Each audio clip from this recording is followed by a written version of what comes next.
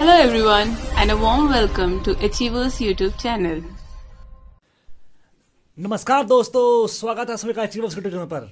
तो दोस्तों, जल्दी से जल्दी आप हमसे जुड़िए, क्योंकि आज हम डिस्कस करने वाले हैं 29 तारीख का जो यानी आज का पेपर हुआ है उसका क्वेश्चंस, जो हमारे एनटीपीसी में शिफ्ट 1 और शिफ्ट 2 में क्वेश्चन पूछा गया, उसका सारा एनालिसिस करने वाले सारे क्वेश्चंस को, जितने भी जीके जैसा क्वेश्चन रहे हैं सारा को मैं यहाँ पे एनालिसिस करने वाला हूँ। तो जो लोग आप लोग देख रहे हैं तो अच्छी बात है, और जो लोग नहीं हमसे जुड़े हैं आपको करना क्या है, वीडियो को लोगों में शेयर करना है ताकि वो लोग भी फायदा उठा सके जितना आप फायदा उठा रहे हो। ठीक है, तो बिल्कुल आप लोग देर नहीं करें और हम लोग से जुड़े रहें और हमारी टीम से जुड़े रहें, क्योंकि हमारी टीम जो है वो हर दिन आपका जितने भी सारे शिफ्ट हो रहे हैं सारा शिफ्ट का एनालिसिस लेके आने वाला है। और पहले आपका 28 तारीख का भी एनालिसिस रहा है, जो लोग नहीं देखे हैं वो लोग जाइए और देख लीजिए, आपको काफ़ी सारा पता चलेगा, आपको सारा रोड मैप तैयार हो जाएगा कि किस तरह क्वेश्चन आ रहे हैं, किस तरह क्वेश्चन नहीं आ रहे हैं, कहाँ कहाँ क्या प्रिपरेशन करना है, कहाँ क्या नहीं करना है, वो सारा कुछ आपको उस वीडियो के माध्यम से और इस वीडियो के माध्यम से पता चल जाएगा। तो बस आप लोग वीडियो के रास्ते बने रहिएगा, आप लोगों को बहुत सारा फायदा मिलने वाला है। ठीक है, तो देखते हैं।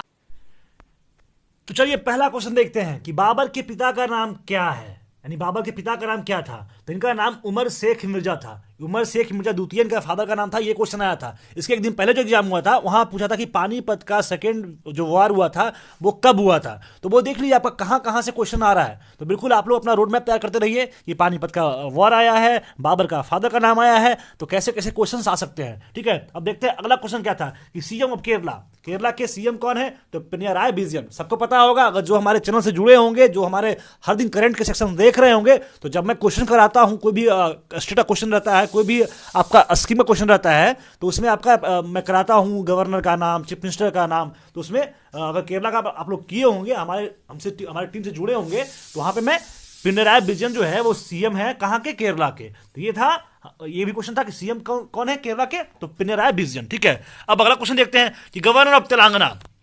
मैं बार बार बोल रहा हूं, अगर जो आप मेरे करंट सेक्शन से जुड़े होंगे तो आपको सारे फैक्ट, सारी चीजें पता होंगी। मेरे अगर जो आप टेलीग्राम ग्रुप से जुड़े होंगे तो आपने सारे टेस्ट लगाए होंगे, स्टैटिक का सारे टेस्ट लगाए होंगे, और स्टैटिक का सारा क्वेश्चन आ रहा है।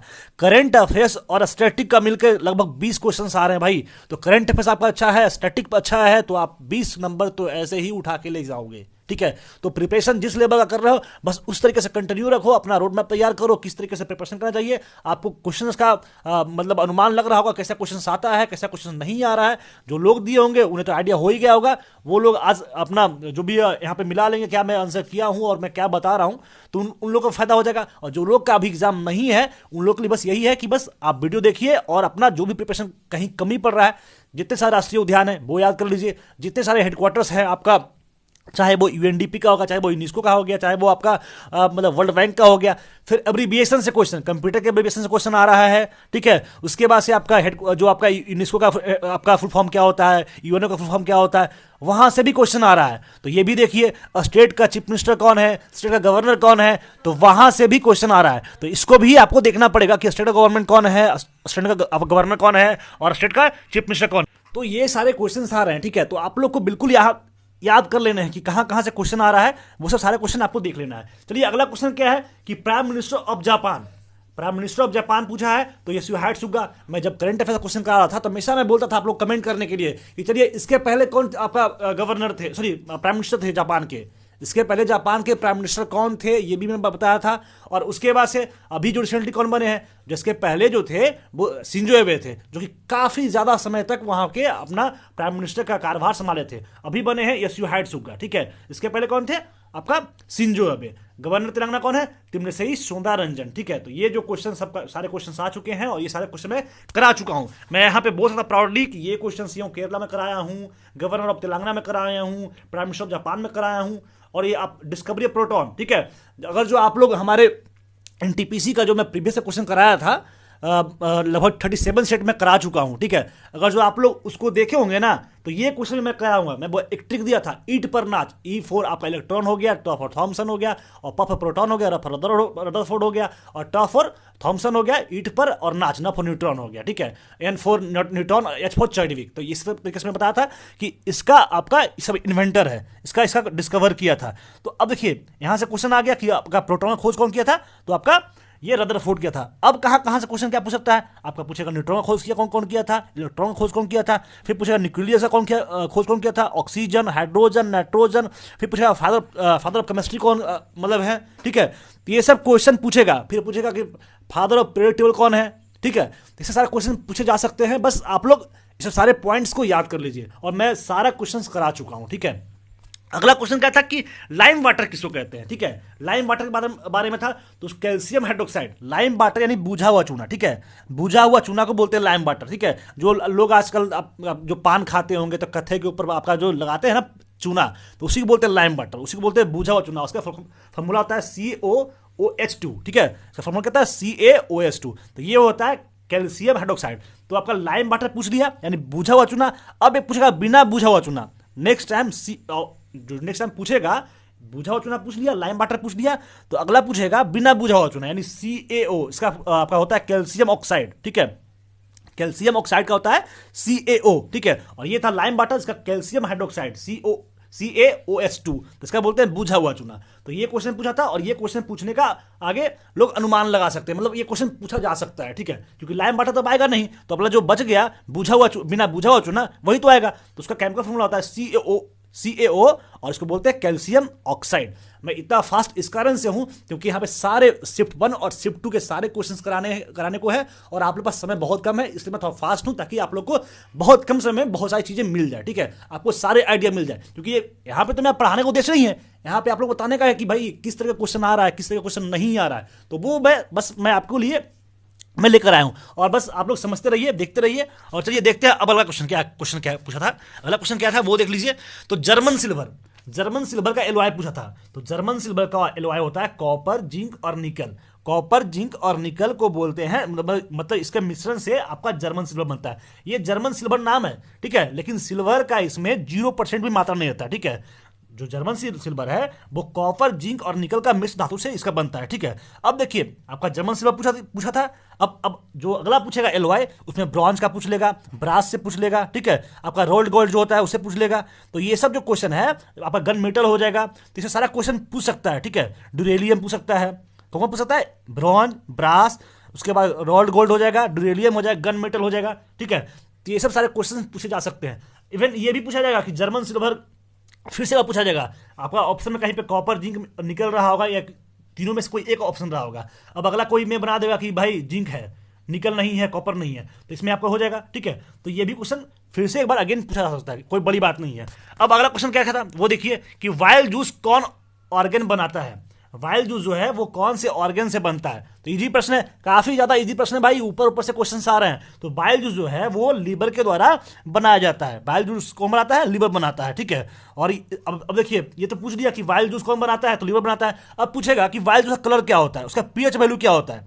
तो ये सब क्वेश्चन आपको पूछ सकता है, ठीक है। ये सब क्वेश्चन पूछ सकता है कि वाइल्ड जूस को मतलब कौन बनाता है, उसका कार्य क्या होता है, उसका पीएच वैल्यू क्या होता है, उसका कलर क्या होता है। तो ये सब सारे क्वेश्चन पूछे जा सकते हैं, ठीक है। अब अगला क्वेश्चन क्या है कि एक्वारिजिया क्या होता है, यानी एक्वारिजिया का हिंदी होता है अम्लराज, ठीक है। उसको बोलते हैं स्ट्रॉन्ग एसिड भी, और जिसमें HCl और HNO3 का 3:1 का रेशियो में रहता है, ठीक है।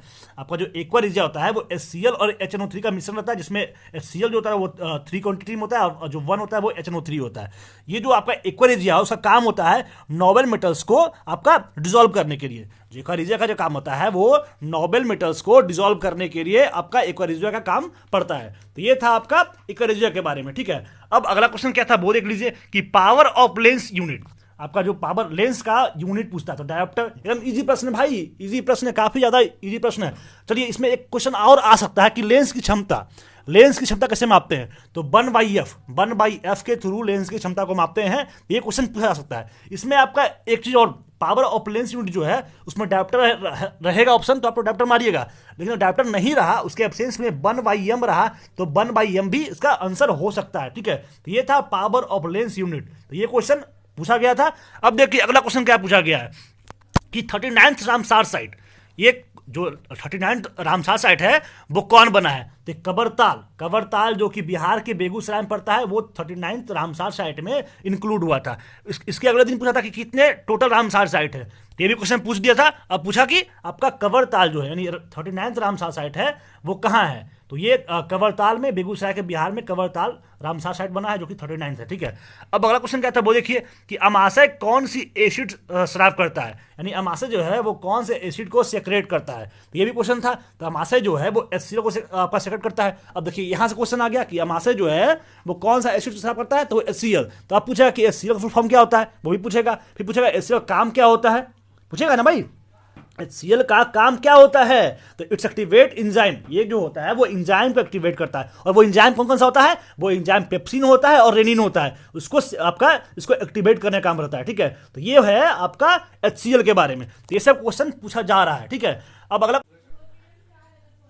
क्वेश्चन था full form of ATP. ATP का फुल फॉर्म पूछा था भाई। देखिए एब्रीवेशन पूछ रहा है, आपका जो बायोलॉजी में है वहां भी एब्रीवेशन पूछ रहा है, तो आप लोग ध्यान रखिएगा कि एटीपी का फुल फॉर्म क्या आता है, एडेनोसिन ट्राइफॉस्फेट। चलिए अब एटीपी का फुल फॉर्म पूछ लिया है, तो अब क्या पूछेगा कि एटीपी का काम क्या होता है, तो वो उसको बोलते हैं एनर्जी करेंसी। क्या बोलते हैं, एनर्जी करेंसी बोलते हैं। ठीक है, वो क्या करता है, ग्लूकोज को तोड़ता है ऑक्सीजन में। ठीक है, उसके बाद CO plus H2O plus ATP बनता है। ठीक है, और ये जो होता है उसका माइटोकॉन्ड्रिया में ये सब सारा काम होता है। ठीक है, इसीलिए आपका माइटोकॉन्ड्रिया क्या बोलते हैं, माइटोकॉन्ड्रिया को बोलते हैं ना भाई, पावर हाउस बोलते हैं ना। तो ये सब क्वेश्चन पूछा जा रहा है कि एटीपी का फुल फॉर्म क्या होता है। अब पूछे अगला कि आपका एटीपी का काम क्या होता है, तो जो भी हमारे शरीर में एनर्जी जो बनता है वो एटीपी के कारण ही एनर्जी हमारे शरीर में रहता है। तो ये क्वेश्चन पूछा था। अगला पूछा था कैपिटल ऑफ भूटान। देखिए अगला दिन पूछा था आपका म्यांमार का। ठीक है, म्यांमार का पूछा था आई थिंक सो, और आज पूछा भूटान का कैपिटल। अगर जो हमारे स्टैटिक से जुड़े होंगे, जो हमारे ग्रुप से जुड़े होंगे और वो स्टैटिक का टेस्ट लगाए होंगे, तो वहाँ पे आपका कैपिटल और उसका मतलब स्टेट एंड कैपिटल भी हुआ है और कंटेंट कैपिटल भी हुआ है, कैपिटल करेंसी भी हुआ है, तो यहाँ पे आपका हो चुका है। तो कैपिटल ऑफ भूटान का है थिम्पू। काफी इजी प्रश्न है, काफी ज्यादा हलवा प्रश्न है। अगर जो आप लोग यहाँ पे पढ़ के गए हैं, अगर जो आप अच्छी तरीके से पढ़ाई कर रहे हो, तो आप लोग का पक्का होना है, सिलेक्शन होना है, कोई रोक नहीं सकता है। ठीक है, तो ये सब सारा क्वेश्चन पूछा गया था।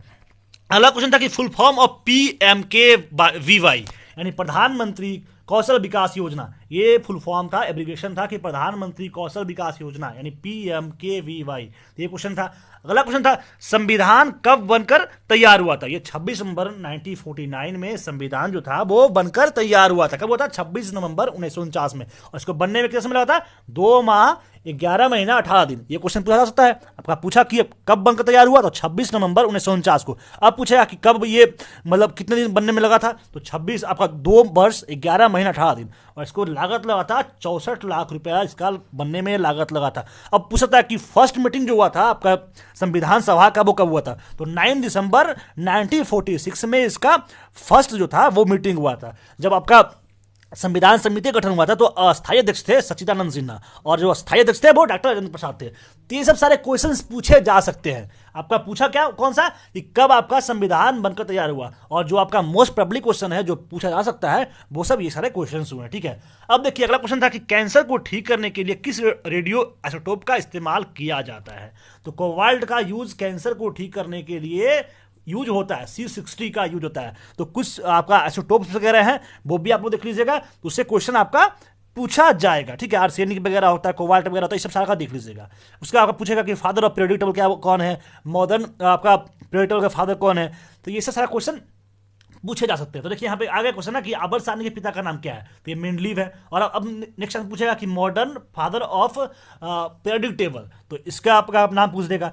तो ये सब सारे क्वेश्चन बिल्कुल आप लोग कर लीजिएगा। ये सब सारा क्वेश्चन ऊपर है, बिल्कुल आपका देख लीजिए, चैप्टर के अंदर घुस नहीं रहा है, ऊपर से क्वेश्चन पूछ रहा है कि न्यूक्लियस का खोज कौन किया था, आपका एटीपी का फुल फॉर्म क्या होता है। तो ये सब सारे क्वेश्चन आ रहे हैं। HCl को आपका मतलब जो स्टोमक जो होता है वो कौन सा एसिड को सेक्रेट करता है, काफी सब ये सब हलवा प्रश्न है। ये सब क्वेश्चन आप बिल्कुल ऊपर आपको दिखने को मिल जाएगा, अंदर घुसना ही नहीं है।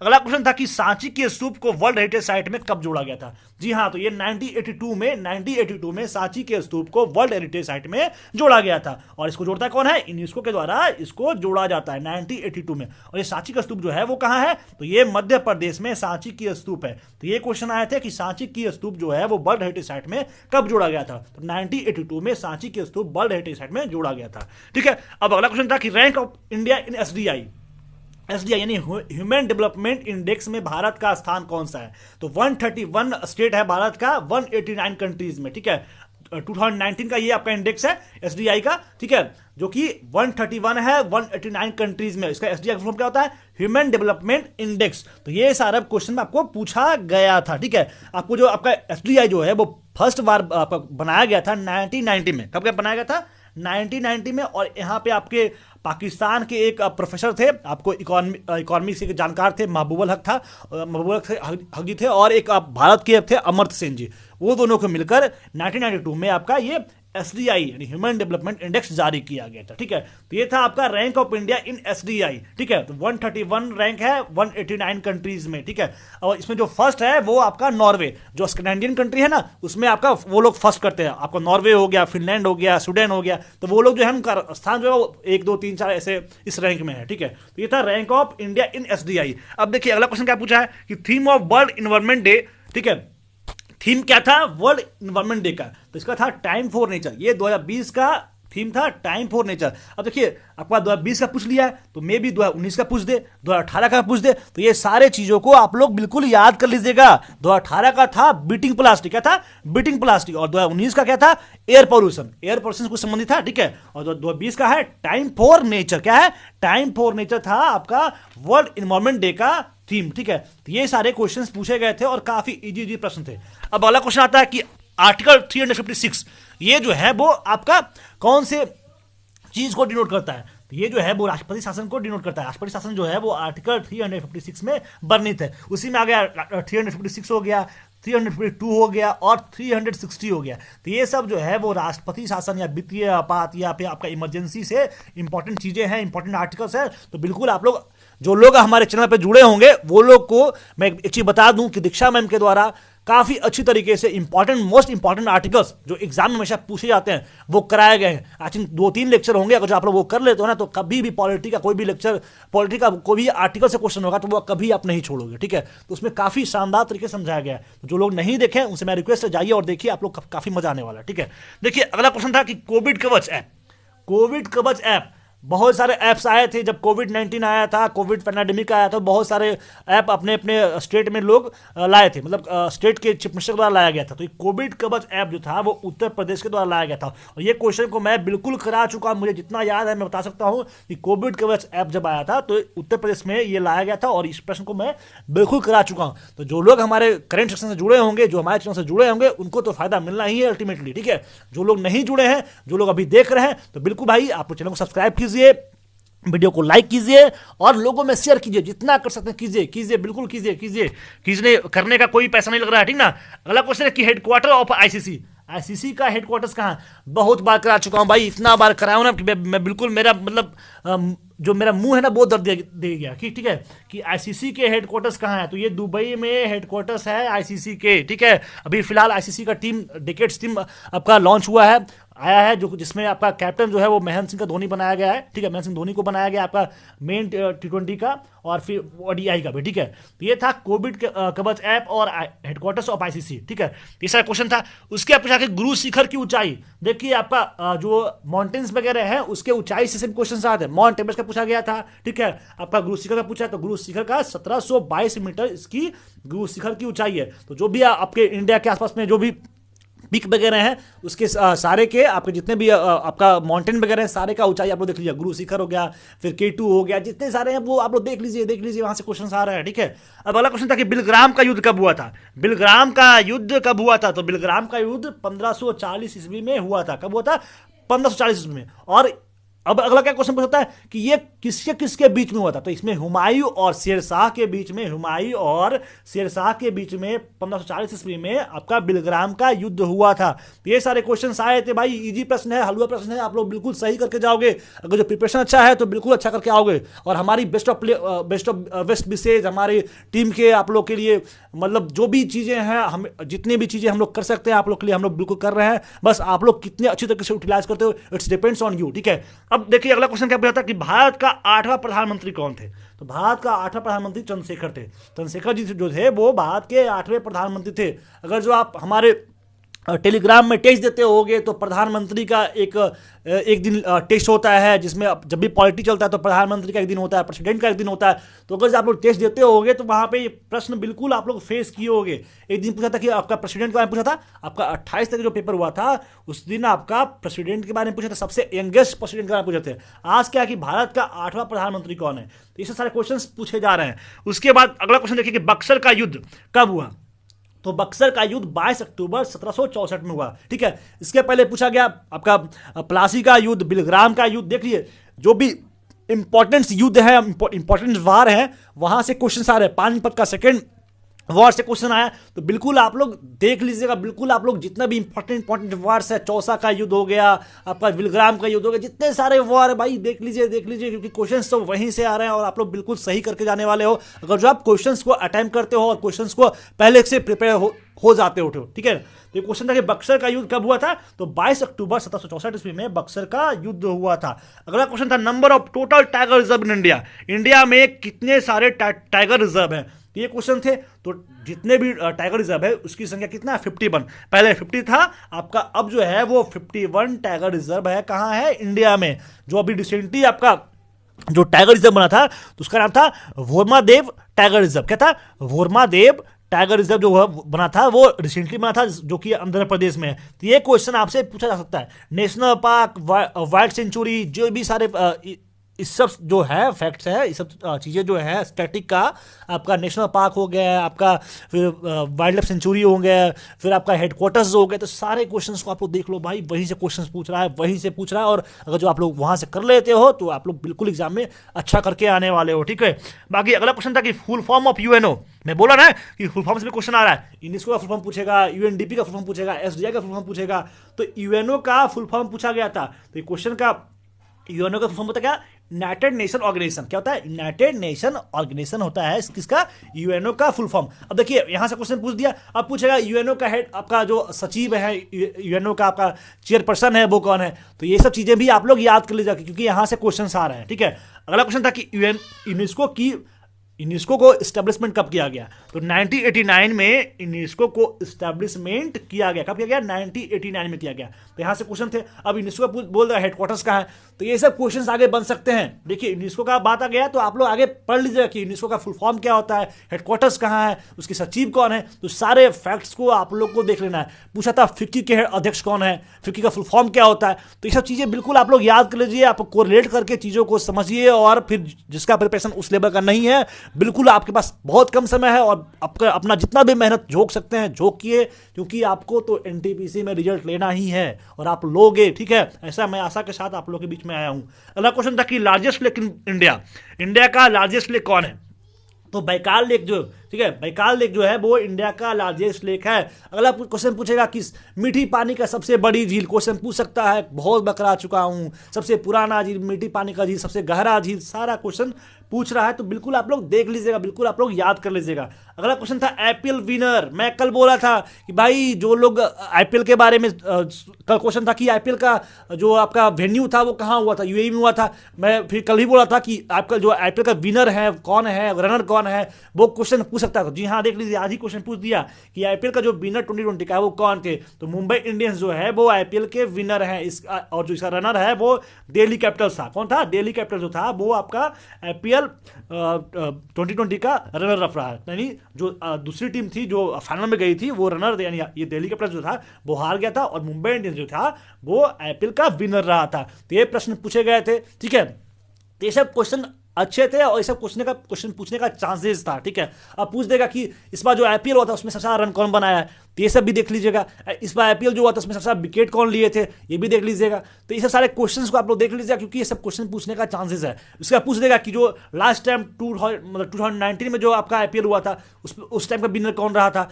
तो ये सब सारे क्वेश्चन को आप कोरिलेट कीजिए और चीज़ों को बैक जाइए, आगे जाइए, पीछे जाइए, जहां भी जाइए, लेकिन क्वेश्चंस को बिल्कुल सही कीजिए। बस यही मोटो के साथ हम लोग आप लोग के साथ में जुड़े हैं। अगला क्वेश्चन था फुल फॉर्म ऑफ एसटीटीपी। ठीक है, मैं बोला था कल ही कि भाई जो लोग हमारे चैनल से जुड़े हैं, जो लोग हमारे चैनल को हर दिन वीडियो देख रहे हैं, वहाँ पे उन लोगों को फायदा मिलने वाला है, क्योंकि दीक्षा मैम के द्वारा कंप्यूटर का एब्रीविएशन का क्वेश्चन काफ़ी अच्छी तरीके से कराया गया, कंप्यूटर क्वेश्चन कराया गया, आपका शिवम सर के द्वारा आपका कंप्यूटर का एब्रीविएशन कराया गया है। तो जो लोग हमारे टीम से जुड़े हैं, जो हमारे यूट्यूब चैनल से जुड़े हैं, तो उनको तो फायदा अल्टीमेटली होने वाला है ही।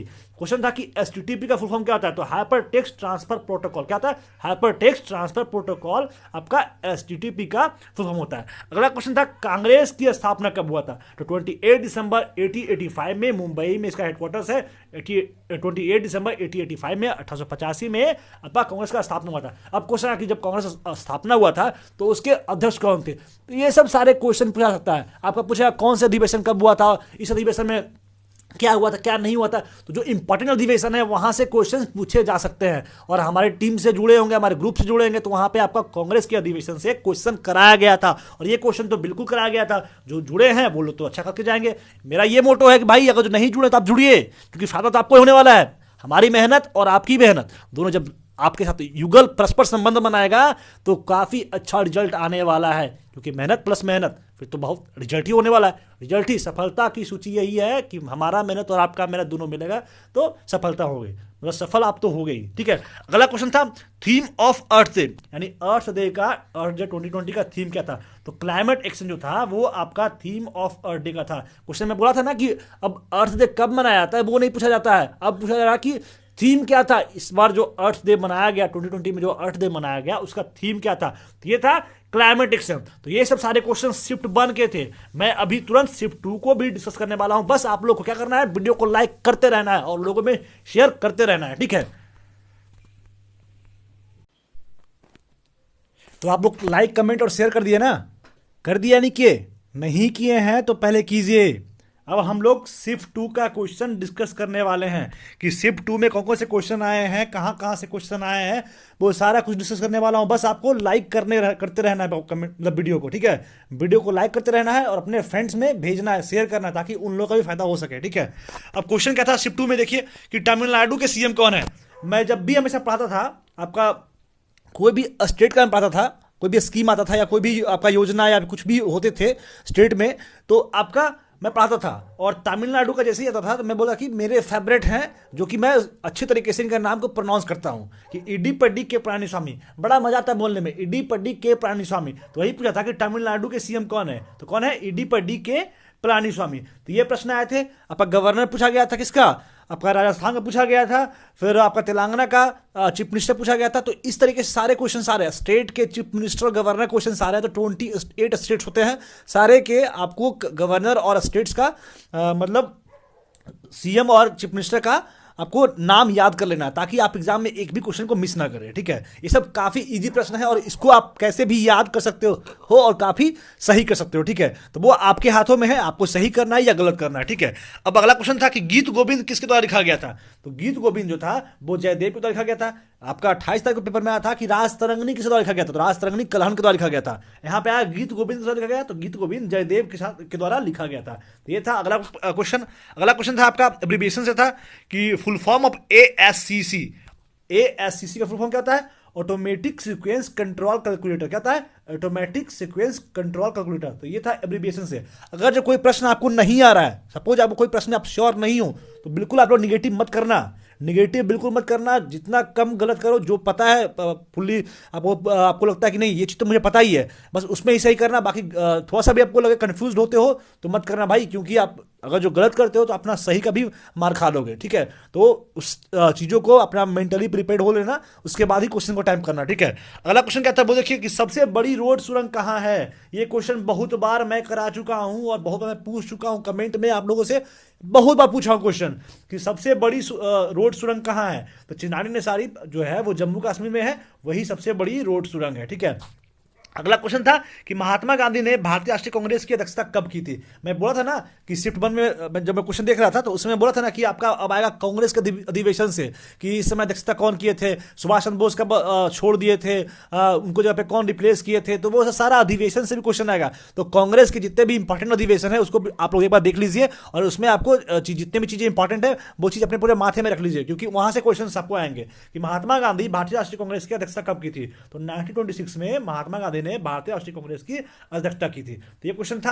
अगला क्वेश्चन था कि वर्ल्ड इनोवेटिव इंडेक्स में भारत का रैंक, इंडिया का रैंक वर्ल्ड इनोवेटिव इंडेक्स में कितना था। तो 48 रैंक है वर्ल्ड इनोवेटिव इंडेक्स में इंडिया का। तो ये क्वेश्चन आया था। अगला क्वेश्चन था कृषि अनुसंधान संस्थान कहां है। तो इजी प्रश्न है, काफी इजी प्रश्न है। और स्टैटिक का जो क्यूज देते हैं, जो हमारे टेलीग्राम ग्रुप पे क्यूज देते हैं, उन्हें तो पता ही होगा, क्योंकि जितने भी अनुसंधान संस्थान वगैरह है सारा का मैं क्वेश्चंस करा चुका हूं, ठीक है। तो कृषि अनुसंधान संस्थान जो है वो न्यू दिल्ली में है। तो ये कृषि अनुसंधान है आया, फिर कभी आएगा चावल अनुसंधान केंद्र आ जाएगा, फिर चाय अनुसंधान केंद्र आ जाएगा। तो इस तरीके से बहुत सारे अनुसंधान केंद्र आएंगे, तो आपको वहां पे बिल्कुल सही करने हैं, ठीक है। आपको बिल्कुल सही करने हैं कि कृषि अनुसंधान संस्थान कहाँ है, तो न्यू दिल्ली में है, ठीक है। तो ये प्रश्न थे। अगला प्रश्न है फुल फॉर्म ऑफ जीएसटी। जब मैं कल अब्रीविएशन क्वेश्चन करा था, जीडीपी का आपको करा रहा था, जो भी सारे क्वेश्चन करा था, तो मैं वहां पूछा गया था, मैं वहां पे बताया था कि जीएसटी का आएगा, यानी गुड्स एंड सर्विसेज टैक्स आ जाएगा, जीडीपी आएगा, जीएनपी आएगा, एनएनपी आएगा। तो ये सब सारे क्वेश्चंस आपको आएंगे। तो ये क्वेश्चन आया था कि फुल फॉर्म ऑफ जीएसटी, तो goods and service tax, goods and service tax GST का फुल फॉर्म है। आपको आएगा जीएसटी को जो इंप्लीमेंट किया गया था, सबसे पहला कौन कंट्री था जो जीएसटी को इंप्लीमेंट किया था, तो फ्रांस किया था। उसके बाद इंडिया में कौन सा ऐसा स्टेट था जो सबसे पहले इंप्लीमेंट किया था, आई थिंक असम किया था, ठीक है। तो वो सब क्वेश्चन आएगा। फिर आएगा जीएसटी जब आया था तो वो कौन से अधिनियम के थ्रू आया, कौन से एक्ट के थ्रू आया था, तो वो सब क्वेश्चंस बिल्कुल आप देख लेना, जीएसटी थोड़ा सा खोल लेना, पढ़ लेना, ठीक है। तो वो सब चीजें बिल्कुल क्लियर कर लेना। ये जीएसटी तो आगे फुल फॉर्म आ गया, लेकिन अब और जीएसटी से कहां से क्वेश्चन आ सकते हैं, तो वो दिमाग थोड़ा लगाना है। बिल्कुल दिमाग को पैनिक करना, पैनिक नहीं, दिमाग को बिल्कुल ये एक सुर में लगाना है, एक जगह पे लगाना है, कहां से क्वेश्चन आ रहा है, कहां से आ रहा है, किस तरीके से दिमाग को हम कंट्रोल करें ताकि वो चीजों को बिल्कुल पकड़ ले। बस दिमाग को दौड़ाना है, दौड़ाओ, क्योंकि दौड़ाओगे तभी दिमाग स्ट्रांग भी होगा और उतने अच्छा इंपॉर्टेंट आप काम कर भी पाओगे, ठीक है। अगला क्वेश्चन था कि पालघाट दर्रा कौन से राज्य के बीच में स्थित है, तो दर्रा गैप्स का भी क्वेश्चन कराया जा चुका है हमारे अचीवर्स के टेलीग्राम चैनल पे, ठीक है। तो पालघाट दर्रा जो है वो कौन से राज्य के बीच में है, तो तमिलनाडु और कर्नाटक राज्य के बीच में पालघाट भोरघाट, पता होगा ना सब आपको। तो जो पता है वो सही करेंगे, जिनको नहीं पता वो गलत करेंगे। तो गलत भी नहीं करना, नहीं आकर छोड़ देना है, गलत बिल्कुल नहीं करना है। पालघाट दर्रा जो है वो तमिलनाडु और कर्नाटक के बीच में है, ये दोनों को अलग करता है, दोनों को जोड़ता है। तो ये क्वेश्चन था। अगला क्वेश्चन था हेडक्वार्टर ऑफ यूनिसेफ। मैं जब क्वेश्चन कल करा था आपका हेडक्वार्टर्स वाला, मैं बोला था ना कि आप आ जाएगा यूएनओ का, यूनिसेफ का आ जाएगा, यूनेस्को का आ जाएगा। तो इसका हेडक्वार्टर्स भी पूछा जा सकता है और उसका एब्रीविएशन भी, फुल फॉर्म भी पूछा जा सकता है। तो एब्रीविएशन और हेडक्वार्टर्स दोनों याद कर लीजिए। जितना भी आपका मतलब आपका हेडक्वार्टर्स वाला है, यूनिसेफ है, यूनेस्को है, उसके बाद यूएनओ है, तो सारा का आपका अध्यक्ष का नाम याद कर लीजिए, आपका हेडक्वार्टर्स याद कर लीजिए, ठीक है, और फुल फॉर्म याद कर लीजिए ताकि आप बिल्कुल एग्जाम में गलत ना करो। तो ये क्वेश्चन था। अगला क्वेश्चन था शेरशाह सूरी का मकबरा कहां पर स्थित है। शेरशाह सूरी के बारे में था कि मकबरा उनका कहां स्थित है, तो सासाराम में स्थित है। इनका जन्म स्थल आपका सासाराम है। तो ये सब क्वेश्चन आया था। अगला क्वेश्चन था टीपू सुल्तान की मस्जिद कहां स्थित है, तो ये कोलकाता में। टीपू सुल्तान का मस्जिद कहां है, कोलकाता में। तो ये प्रश्न था, यही प्रश्न इजी है। अगला था कि हुमायूं नामा किसने लिखा है। इजी प्रश्न है भाई, काफी इजी प्रश्न है। हुमायूं नामा जो है वो गुलबदन बेगम के द्वारा लिखा गया है। ये क्वेश्चन बहुत बार कराया जा चुका है। जब भी एनटीपीसी का 37 सेट तक हुआ है उसमें कम से कम ये क्वेश्चन 2 बार आया है कि हुमायूं नामा जो है वो किसने लिखा है। तो ये सब सारा क्वेश्चन प्रीवियस ईयर का है भाई, प्रीवियस ईयर का जो पहले एनटीपीसी एग्जाम हुआ है ना उसी समय का है। अगर जो आप प्रीवियस ईयर का क्वेश्चन बनाए हो तो बिल्कुल आपका गलत करने का चांसेस कम है, ठीक है। तो जो नहीं बनाया हो, जिनका एग्जाम अभी नहीं हुआ है, तो एक बार पूरे क्वेश्चन को देख लो, पूरे जीएस क्वेश्चन को देख लो ताकि आप बिल्कुल भी गलत ना करो। और मेरा मोटो है कि आप जीएस में जितने भी क्वेश्चन है बिल्कुल सही करो, गलत करने का चांस बिल्कुल नहीं लो, गलत तो करो ही नहीं, जितना क्वेश्चन बनाओ सब सही करो, ठीक है। तो बस इसी वादे के साथ हम लोग आपसे जुड़े हैं और बस आप लोग अपना मेहनत कितना करते हो ये आप पे डिपेंड करता है। मेहनत अच्छा करते हो तो फिर आप कोई भी गलत क्वेश्चन नहीं करोगे। अगला क्वेश्चन था कि संविधान सभा का स्थापना कब हुई थी, तो 1946 में आपका संविधान सभा का स्थापना हुआ था। तो ये क्वेश्चन था। अस्थायी अध्यक्ष राजेंद्र प्रसाद और अस्थायी अध्यक्ष सत्यानंद सिन्हा, ये मैं पहले भी डिस्कस कर चुका हूं। फिर था पीएच वैल्यू ऑफ लेमन। देख लीजिए पीएच वैल्यू से क्वेश्चन पूछ रहा है, तो अपना दिमाग को दौड़ाइए। पीएच वैल्यू से क्वेश्चन पूछ रहा है तो पीएच वैल्यू लेमन कितना है, 2.2 से 3.3, यानी अबाउट 2 ऐसे बोल सकते हैं। PH value of lemon 2.2 to 3.3, ठीक है। तो ये क्वेश्चन है पीएच वैल्यू का, जो भी इंपॉर्टेंट चीजें हैं उनके पीएच वैल्यू आप लोग बिल्कुल याद कर लीजिएगा। अगला क्वेश्चन था किस विटामिन की कमी से बेरी बेरी नामक रोग होता है, तो विटामिन B1 के कारण आपका वेरी वेरी रोग होता है। तो देख लीजिए विटामिन को भी आप लोग एक बार पढ़ लीजिए कि विटामिन का खोज कौन किया था, विटामिन B1 का खोज कौन किया था, विटामिन B12 का कौन किया था, विटामिन B1 को क्या बोलते हैं, विटामिन A को क्या बोलते हैं, विटामिन C को क्या बोलते हैं, और इसको खाने के लिए कौन चीज खाएंगे तो इससे बढ़ेगा, अगर जो इसके कमी से कौन सा रोग होगा। तो वो विटामिन के बारे में पूरे फैक्ट्स आप लोग अच्छी तरीके से पढ़ लीजिए। अगर जो आप लोग पढ़ना चाहते हैं तो लिंक डिस्क्रिप्शन में है आपका, हमारा achieversweb.in, www.achieversweb.in, वहां पे आपके विटामिन के बारे में सारे कुछ लिखे हैं, तो आप लोग जाइए एक बार विजिट कीजिए, आप लोग को काफी सहूलियत मिलेंगे वहां पे। हर चैप्टर, हर सब्जेक्ट का अच्छी तरीके से जीके जीएस का अवेलेबल है कंटेंट, ठीक है। तो आप लोग जाइए पढ़िए, ठीक है। अगला क्वेश्चन था कि कौन सी बीमारी है जो बैक्टीरिया से होता है। कल पूछा था वायरस से, आज जो पूछा है वो बैक्टीरिया से। तो मुझे वो आपका ऑप्शन जो एक्यूरेट था वो मेरे स्टूडेंट को तो भेजा नहीं गया था, तो जो भी आपका बैक्टीरिया से डिजीज होता है वो मैं यहाँ लिख दिया हूँ। और एक यहाँ ट्रिक है, टीकू सीडी में बनी पटाखा, टीकू सीडी में बनी पटाखा, ये आपका ट्रिक है, टीकू सीडी में बनी पटाखा। तो टी फॉर टिटेनस हो गया, टी फॉर टीबी हो गया, का फॉर कुष्ठ रोग हो गया, सी फॉर सिफिलिस हो गया, डी फॉर डिप्थीरिया हो गया, मे फॉर मेनिंजाइटिस हो गया, ब फॉर बालिज्म हो गया, नी फॉर निमोनिया हो गया, ह फॉर हैजा, प फॉर प्लेग, और ट फॉर टाइफाइड, और क फॉर काली खांसी। तो ये हो गया टीकू सीडी में बनी पटाखा। तो ये है आपका बैक्टीरिया से होने वाले डिजीज का नाम। तो आप लोग ये ट्रिक याद कर लीजिए, और इसके बाद आप लोग बिल्कुल ऑप्शन में अगर रह गया टीकू सीडी में बड़ी पटाखा का कुछ आगे वाला हिस्सा, तो आप लोग उससे लगा सकते हो, ठीक है। तो कौन सा बीमारी बैक्टीरिया से होता है तो वो ऑप्शन में देख लीजिएगा, और इसको इस ट्रिक को अपने माथे में डाल दीजिए, और इस ट्रिक को माथे में रख के बिल्कुल आप लोग को गलत नहीं करना है। अगर बैक्टीरिया से क्वेश्चन आ रहा है, वायरस से क्वेश्चन आ रहा है, तो बिल्कुल आप लोग सही कीजिएगा, ठीक है। अगला क्वेश्चन क्या था बोलिए। अगला क्वेश्चन था कि गणतंत्र दिवस पर चीफ गेस्ट कौन थे। गणतंत्र दिवस पर चीफ गेस्ट कौन थे, और काफी इजी प्रश्न है ये प्रश्न। अगर जो आप लोग हमारे चैनल से जुड़े हैं, अगर हमारे टेलीग्राम और हमारे आपका यूट्यूब चैनल से जुड़े हैं, तो आपको बिल्कुल पता होता ये, ठीक है, कि जो आपका गणतंत्र दिवस का चीफ गेस्ट थे वो 2020 के ब्राजील के प्रेसिडेंट जैर बोल्सोनारो थे, और 2021 में आएंगे ब्रिटेन के प्रेसिडेंट जिसका नाम क्या है, बोरिस जॉनसन। बोरिस जॉनसन जो है वो 2021 के ब्रिटेन के प्रेसिडेंट है, और ये गणतंत्र दिवस के चीफ गेस्ट हैं, ठीक है। तो ये सब क्वेश्चन आए थे, और काफी इजी प्रश्न है भाई। जीके जीएस का जो आपका मतलब जो पैटर्न है वो बिल्कुल इजी है, बिल्कुल आपका क्वेश्चन जो है वो बिल्कुल मॉडरेट आ रहा है, बिल्कुल आप वो सही कर सकते हो, बिल्कुल सही कर सकते हो। तो बिल्कुल माइंड को एकदम कंसंट्रेट करके जाइए, बिल्कुल पैनिक नहीं होना, दिमाग को आराम से चिल मार के जाइए, बस अपना प्रिपरेशन अच्छा तरीके से कर दीजिए। प्रिपरेशन अच्छा है तो आपका तो कभी नहीं कुछ प्रॉब्लम होने वाला है। बिल्कुल आराम से जाइए, आराम से एग्जाम दीजिए, और आपका होना ही है, ठीक है, होना ही है। हमारे बेस्ट विशेष आप लोग के साथ में है। अगला क्वेश्चन था कि वर्ल्ड बैंक के अध्यक्ष कौन है। मैं कभी बोला था कि ये सब जितने भी अध्यक्ष वगैरह हैं, सचिव वगैरह हैं, चेयरपर्सन वगैरह, सब याद कर लीजिए, ठीक है। तो वर्ल्ड बैंक के अध्यक्ष कौन है, डेविड मालपास। तो ये प्रश्न आए थे। अगला क्वेश्चन था कि यूरेनियम का भंडार कहां पाया गया। इजी प्रश्न भाई, यूरेनियम का भंडार कहां है, जादूगोड़ा, झारखंड में जादूगोड़ा में यूरेनियम का भंडार है। तो इजी प्रश्न ये भी है। चीन की राजधानी कहां है। देखिए आपको जापान का पूछा था ना, जापान के बारे में पूछा था, जापान का पार्लियामेंट को क्या बोलते हैं, जापान का मुद्रा क्या चलता है, जापान का आपका करेंसी पूछा ही था, जापान का उसका पूछा था, आपका कैपिटल पूछा था, उसके बाद पूछ दिया आपका कि जापान का प्राइम मिनिस्टर कौन है। तो जापान के पीछे बिल्कुल पड़ ही गया था, ठीक है। अभी चीन को लिया है, तो आपको बिल्कुल देख लेना जितने भी इंडिया का नेबरिंग कंट्री है, नेबर कंट्री जितने सारे हो गए, जैसे अफगानिस्तान हो गया, पाकिस्तान हो गया, चीन हो गया, उसके बाद आपको आपका म्यांमार हो गया, बांग्लादेश हो गया, श्रीलंका हो गया। तो उस सारे कंट्रीज का आपको क्या करना है, पार्लियामेंट का नाम याद करना है, करेंसी का नाम याद करना है, प्राइम मिनिस्टर का नाम याद करना है। तो वो सारी चीजों को आपको याद करना, ताकि आप एग्जाम में बिल्कुल गलत ना करो। तो चीन की राजधानी आया था क्या है, तो बीजिंग है। चीन की राजधानी क्या है, बीजिंग है, ठीक है। ये क्वेश्चन आया था। अगला क्वेश्चन था कि जब लोकसभा और राज्यसभा का संयुक्त अधिवेशन बुलाया जाता है तो इसकी अध्यक्षता कौन करते हैं। ये था पॉलिटिक्स क्वेश्चन, इजी प्रश्न है कि जब लोकसभा और राज्यसभा का संयुक्त अधिवेशन बुलाया जाता है तो इसकी अध्यक्षता कौन करता है। तो लोकसभा के जो अध्यक्ष होते हैं वही इसके आपके अध्यक्षता करता है। जब लोकसभा और राज्यसभा का संयुक्त अधिवेशन बुलाया जाता है तो इसकी अध्यक्षता कौन करता है, लोकसभा का अध्यक्ष, और यह अधिवेशन राष्ट्रपति के द्वारा बुलाया जाता है। तो ये क्वेश्चन था। अगला क्वेश्चन था कि मायोपिया में कौन सा लेंस यूज किया जाता है। मायोपिया में कौन सा लेंस का यूज किया जाता है, तो कॉनकेव लेंस का यानी अवतल लेंस का मायोपिया में यूज किया जाता है। ये क्वेश्चन था।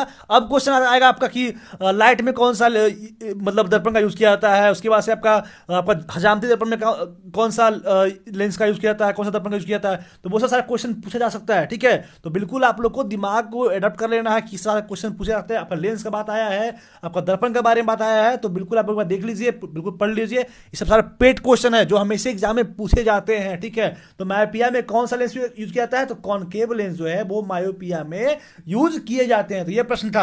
अगला क्वेश्चन था कि जातक कथा किससे संबंधित है? तो जातक कथा जो है वो बौद्ध धर्म से संबंधित है।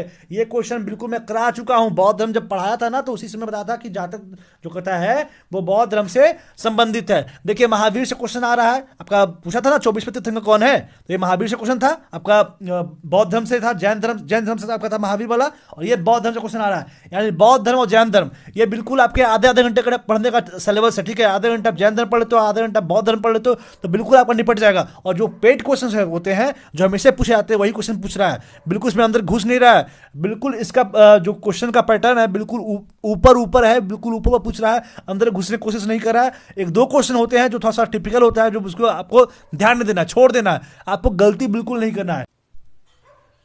अगला प्रश्न था फुल फॉर्म ऑफ ASCII। इसका फुल फॉर्म होता है American standard code for information interchange. क्या होता है? American standard code for information interchange. तो वैसे प्रश्न को जो आपको नहीं पता है तो बिल्कुल आपको छोड़ देना है, बिल्कुल निगेटिव मार्क तो लेना नहीं है आपको, निगेटिव क्वेश्चन तो, निगेटिव अटेम्प्ट तो लेना ही नहीं है, क्योंकि आप जो सही करते हो वो भी कटता है, ठीक है। तो बिल्कुल ऐसा काम नहीं करना है। और अगर नॉर्मलाइज भी होता है तो वहां भी आपको उतना मार्क्स नॉर्मलाइज करने में नहीं दिया जाएगा। तो बिल्कुल आपको नेगेटिव अटेम्प्ट नहीं लेना है, बिल्कुल माइंड एंड मेकअप कर जाओ कि जो क्वेश्चन आ रहा है वही बनाना है, जो नहीं आ रहा छोड़ देना भाई। ऐसे भी नहीं होना है, ऐसे भी नहीं होना है, ठीक है। तो वो निगेटिव मार्क्स नहीं लेना है, निगेटिव अटेम्प्ट नहीं लेना है। अगला क्वेश्चन क्या है? एजुकेशन मिनिस्टर कौन है? तो रमेश पोखरियाल निशंक जो है वो एजुकेशनल मिनिस्टर है। इजी प्रश्न है, काफी इजी प्रश्न है। जितने भी मिनिस्ट्री से क्वेश्चन है आप याद कर लीजिए कि कौन मिनिस्टर में कौन है, होम मिनिस्टर कौन है, डिफेंस मिनिस्टर कौन है, ठीक है। तो ये आपका जो आपका रोड मिनिस्टर मतलब होता है ट्रांसपोर्ट मिनिस्टर कौन है, तो सारे मिनिस्टर्स वगैरह जो है वो आप लोग याद कर लीजिए, ठीक है। तो एजुकेशन मिनिस्टर कौन है? रमेश पोखरियाल निशंक। अगला क्वेश्चन था तेजपुर लीची कहाँ के जीआई टैग को दिया गया है? तो जी हाँ, असम के जीआई टैग को तेजपुर की लीची, आपका तेजपुर की लीची जो है वो असम के, मतलब तेजपुर लीची को जीआई टैग मिला है, जो कि असम के लीची है। ये तेजपुर लीची कहाँ का है? असम का, जिसको जीआई टैग मिला है। और ये प्रश्न को श्वेता मैम के द्वारा काफी शानदार तरीके से कराया गया है। जीआई टैग का एक लेक्चर बना था जिसमें आपका रिसेंटली जितने भी चीजों को जीआई टैग मिला है, इवन जितने पुराने चीजें हैं जिन्हें जीआई टैग मिला है, और जीआई टैग का बारे में पूरा हिस्ट्री मैम के द्वारा काफी अच्छी तरीके से कराया गया। अगर जो लोग नहीं देखे हैं तो उनसे मेरा रिक्वेस्ट है जाएं और एक बार स्टैटिक के पॉइंट में जाए और पूरे आपको जीआई टैग के बारे में सारा फैक्ट्स दिया हुआ है, तो आप लोग जाएं और देखिए, काफी ज्यादा मजा आने वाला है, ठीक है। अगला क्वेश्चन था सेंट्रल ड्रग्स रिसर्च इंस्टीट्यूट कहां पर स्थित है? सेंट्रल ड्रग्स रिसर्च इंस्टीट्यूट कहां पर स्थित है? तो ये लखनऊ में आपका सेंट्रल ड्रग्स रिसर्च इंस्टीट्यूट स्थित है, ठीक है। अगला प्रश्न था कि 2016 में आरबीआई के गवर्नर कौन थे? तो ये प्रश्न आपको याद है तब सही है, नहीं याद है तो छोड़ देना, ठीक है। 2016 में आरबीआई के गवर्नर कौन थे? तो उर्जित पटेल जी थे, जो काफी लाइमलाइट में रहे थे, और ये 2016 में आपके आरबीआई के गवर्नर रहे थे। अगला क्वेश्चन था कि कौन सा देश सार्क का सदस्य नहीं है? तो एक्चुअली जो ऑप्शन है वो पता नहीं है, तो सार्क का सदस्य कौन कौन से पहले वो देख लीजिए। अफगानिस्तान, बांग्लादेश, भूटान, इंडिया तो है ही, मालदीव से हो गया, नेपाल हो गया, पाकिस्तान हो गया, और एक श्रीलंका। कौन कौन हो गया? अफगानिस्तान, बांग्लादेश, भूटान, इंडिया, नेपाल, मालदीव्स, पाकिस्तान और श्रीलंका। तो ये सब जो है वो सार्क का सदस्य है। बाकी जो इस ऑप्शन में नहीं रहा वो नहीं रहेगा। तो जितने भी इंडिया के आपका जो आपका नेबर कंट्री है, आपको पता चल गया, अफगानिस्तान हो गया, बांग्लादेश हो गया, भूटान है, ये है, इंडिया है, इंडिया तो इंडिया खुद है, मालदीव, नेपाल, पाकिस्तान, श्रीलंका, तो इतना सारे जो है वो इंडिया का बिल्कुल नेबर कंट्री है, ठीक है। और ये सब जो है वो सार्क का सदस्य है। सार्क का तो सदस्य में पूछ दिया, अब इसका फुल फॉर्म क्या होता है? तो इसका फुल फॉर्म होता है the south Asian association for regional corporation. क्या होता है? The south Asian association for regional corporation. तो ये है सार्क का फुल फॉर्म। अब अगला क्वेश्चन क्या था कि श्रीलंका की राजधानी क्या है? तो श्रीलंका की राजधानी, मैं बोला ना कि श्रीलंका वाला पूछ रहा है, तो श्रीलंका की राजधानी क्या है? कोलंबो है, कोलंबो। जापान पूछा, श्रीलंका पूछा, आपका जो भी चीजें आपका जितने भी नेबर कंट्री है सारा पूछ रहा है। तो श्रीलंका की राजधानी कहाँ है? क्या है? कोलंबो है। अब उसका प्राइम मिनिस्टर का कर लीजिएगा, आपका जो उसके जो आपका गवर्नर है, गवर्नर नहीं है, प्रेसिडेंट है, वो याद कर लीजिएगा। दोनों भाई हैं, महेंद्र राजपक्षे और आपका एक और कोई राजपक्षे हैं, दोनों अपने भाई हैं, बड़े छोटे भाई हैं। यही दोनों आपके श्रीलंका के प्रेसिडेंट और प्राइम मिनिस्टर हैं, गोटाबाया राजपक्षे और एक महेंद्र राजपक्षे हैं, ठीक है। तो ये दोनों, इससे क्वेश्चन आ रहा है। तो आपका श्रीलंका की राजधानी जो है वो कोलंबो है, ये फाइनेंशियल कैपिटल है, और श्रीवरधनकोटा भी है, ये ऑफिशियल कैपिटल है, ठीक है। तो ये क्वेश्चन आए थे। फिर अगला क्वेश्चन था कि भारत में भी अभी कितने हाई कोर्ट हैं? भारत में कितने हाई कोर्ट हैं? तो ये अभी 25 हाई कोर्ट है, ठीक है। तेलंगाना और आंध्र प्रदेश के हाई कोर्ट बनने के बाद ये 25 हाई कोर्ट अभी भारत में हैं। तो ये प्रश्न था। अगला क्वेश्चन था कि अंडमान निकोबार की सबसे ऊंची चोटी, हाईएस्ट पीक को क्या बोलते हैं? तो ये सैंडल पीक जो है वो अंडमान और निकोबार की सबसे ऊंची चोटी है। 28 तारीख पेपर में भी अंडमान निकोबार से एक बार क्वेश्चन आया था, आपका सैंडल पीक के बारे में आया था। यहां भी पूछ दिया कि अंडमान निकोबार सबसे ऊंची चोटी क्या बोलते हैं? सैंडल पीक बोलते हैं। ये क्वेश्चन था। फिर question related to grand slam, आपका जो ऑस्ट्रेलियन ओपन होता है, फ्रेंच ओपन होता है, विंबलडन होता है, वहां से क्वेश्चन आ रहा है, ठीक है। यूएस ओपन होता है तो वहां से क्वेश्चन आ रहा है। एक बार आप लोग ऑस्ट्रेलियन ओपन, फ्रेंच ओपन, आपका विंबलडन, यूएस ओपन आप लोग देख लीजिएगा, विनर कौन है, रनर कौन है, वो सब सारे चीजों को आप लोग देख लीजिएगा। इवन ये भी देख लीजिएगा कि कौन से कोर्ट पे कौन सा गेम होता है, ताकि वो सभी क्वेश्चन कभी पूछा जाता है, ठीक है। क्योंकि आपका जो एनटीपीसी का सेट होगा वो काफी ज्यादा होगा, बहुत ज्यादा, इतने हर दिन 2 शिफ्ट होंगे। अभी आपका फेज 1 का एग्जाम हो रहा है, फिर फेज 2 होगा, फेज 2 में सारे लोग का होगा या नहीं होगा, फेज 3 आएगा, क्या पता। तो फेज 1 में ये पूछा गया, तो फेज 2 में पूछा जा सकता है कि जो फ्रेंच ओपन है वो कौन से कोर्ट पे होता है, यूएस ओपन कौन से कोर्ट पे होता है। तो बिल्कुल आप लोग चीजों को याद कर लीजिए, हो सकता है पूछा जा सकता है, ठीक है। अगला क्वेश्चन था कि अस्थि को अस्त से जो संयोजी ऊतक जोड़ती है वह कौन सा है? तो जी हाँ, लिगामेंट के द्वारा अस्थि को अस्त से संयोजी ऊतक जो है वो जोड़ती है। तो ये प्रश्न था। ये सारे प्रश्न जो थे शिफ्ट 1 और शिफ्ट 2 का था। आई होप आप लोग को अच्छा फैक्ट्स और अच्छी चीजों के द्वारा मिल गया होगा, आप लोग को बिल्कुल अच्छी तरीके से समझ में आया होगा।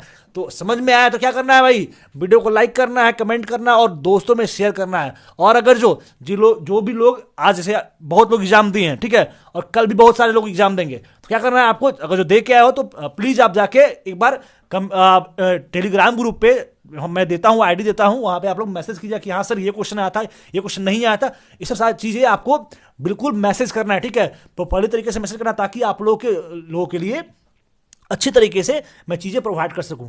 ये जो है वो स्टूडेंट्स ही कर रहे हैं, और स्टूडेंट्स जो आने वाले एग्जाम दिनों में जिनका एग्जाम है उनको अच्छी तरीके से कंटेंट के बारे में, जो भी क्वेश्चंस आ रहे हैं उनके बारे में उनको पता चल जाए। तो उससे सब चीज़ें क्या है, सबसे काम तो भलाई का चीज़ है भाई, आप कर रहे हो तो सब बहुत अच्छा चीज़ है। तो ये सब चीज़ें आपको करना पड़ेगा, आपको कमेंट कर देना, मैसेज करना पड़ेगा कि हाँ सर ये क्वेश्चन आए थे, ये क्वेश्चन नहीं आए थे। तो बिल्कुल आपको बहुत बहुत आभार, आप वीडियो के साथ बने रहे थे, और आपको लोगों में शेयर करना है, ठीक है। तो वीडियो के अंत तक रहने के लिए बहुत बहुत थैंक यू, बहुत बहुत धन्यवाद। मिलते हैं अगले दिन अगले वीडियो के साथ में। जय हिंद।